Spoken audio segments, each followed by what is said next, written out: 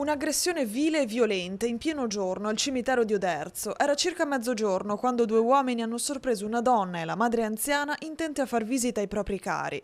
I due si sono avvicinati alle loro spalle, riuscendo a strappare e rubare una collana d'oro dal collo della figlia. Per difendere la madre anziana, la figlia ha affrontato i due malviventi, allontanandoli a colpi di annaffiatoio e borsate. Durante la concitazione, i due hanno reagito con insulti e addirittura sputando contro la donna prima di allontanarsi. Mi spiace per questa persona anziana che io non voglio neanche immaginare quanta paura abbia preso, però ragazzi, a me è successo anni fa di essere derubata, sì, però il mio caso era diverso, sono venuta proprio un attimo, mi hanno portato via la borsa. Sempre al cimitero? Sì, era qua davanti poi tra l'altro. Finché abbiamo questa gente così, purtroppo, e qui a Oderzo ne abbiamo tanti. Non si può vivere così. Sono delle situazioni che succedono qua in zona. Sì.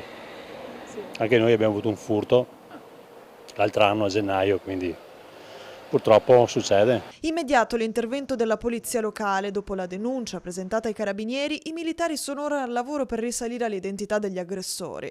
L'episodio ha suscitato preoccupazione tra le persone che frequentano quotidianamente il cimitero, soprattutto per le modalità dell'aggressione. Per questo chiedono più controlli da parte delle forze dell'ordine.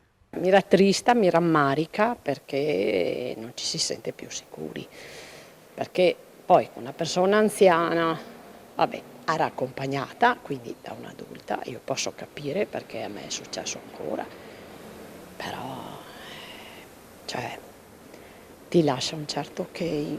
Speriamo che aumenti il controllo da parte delle forze dell'ordine, da parte della polizia locale. Se ci confrontiamo con dei paesi limitrofi, Oderzo mi sembra che sia abbastanza vivibile, no?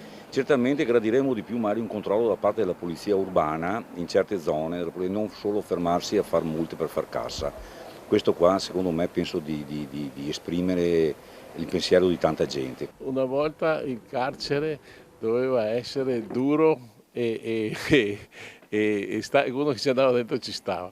Oggi non c'è più questo sistema, oggi c'è il buonismo assoluto e le conseguenze ci sono.